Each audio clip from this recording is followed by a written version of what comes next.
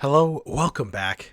We've got a preview here, and this is a bit of a weird preview for this week, but we're gonna watch this video and then kind of talk about everything here. So let's just go through this first, and we'll get into it here.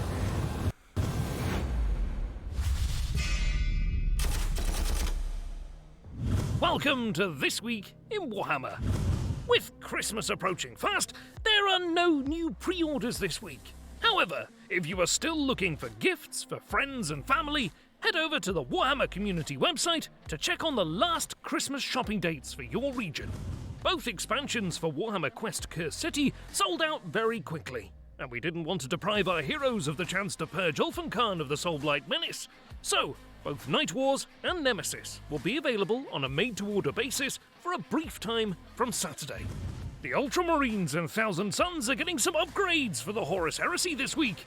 Ultramarines Veteran torsos, Mark III Veteran torsos, and Mark III shoulder pads, those are bad. as well as Thousand Suns Mark III shoulder pads, are all available from Forge World on Friday. I can't look at those heads directly in their eyes. On Warhammer Plus this week, Masterclass shows you how to paint dark and iconic green armor.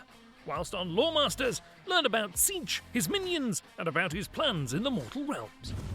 Whatever Warhammer hobby you're up to this week, make sure you keep up to date with all of the latest news by following us on the Warhammer... So, that's it. So, they're re-releasing the Warhammer Quest stuff, and I got my copies.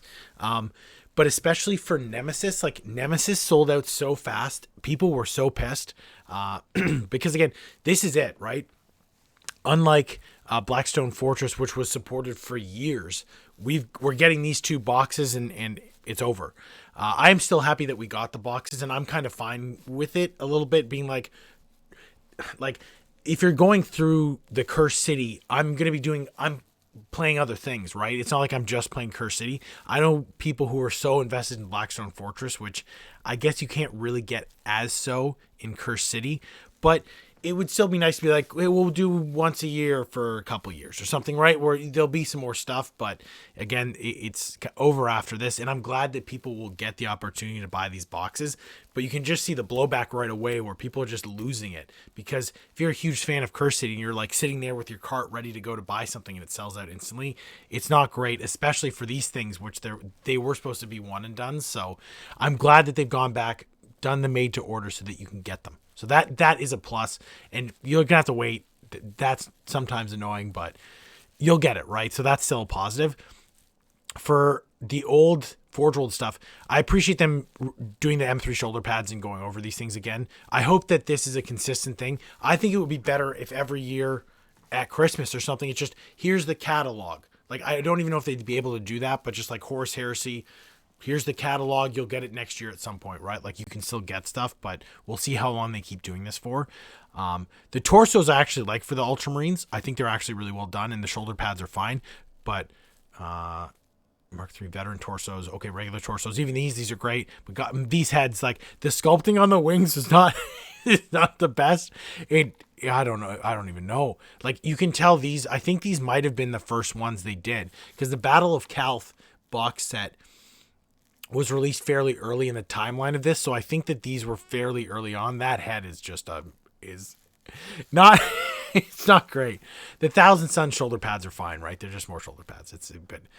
The real thing I want to talk about here is the Warhammer Plus, where going through the old White Dwarfs, and now they're inputting stuff like Broken Realms was not that long ago, and they're posting these up. I'm in the camp of I don't really care. Like, I bought the books and I generally enjoyed them. I think that 4 books is the maximum amount you can do for these summer campaigns or whatever. When they did Psychic Awakening, that was a nightmare. Like, it was like 12 books or 14 books, and it was just, I didn't even get them all because I was like, this is insane. I believe that for the upcoming 40K one, they're doing 3 books. I'll have to see the cost of them. I would like to get them, but if they're like $80 each, I wouldn't get any of them. But for Warhammer Plus getting stuff released here, like a Zeech Lore Masters and then just how to paint green armor, like they've run out of stuff. Like, this is Warhammer Plus is really just going to be a model subscription service, I think, in the future, unless they 180 and flip things around real fast. You have to remember that when this was proposed, it was weekly content for the animated stuff, every week stuff was going to be coming out in shows, and they've run out of stuff already, right? Like, is this worth it?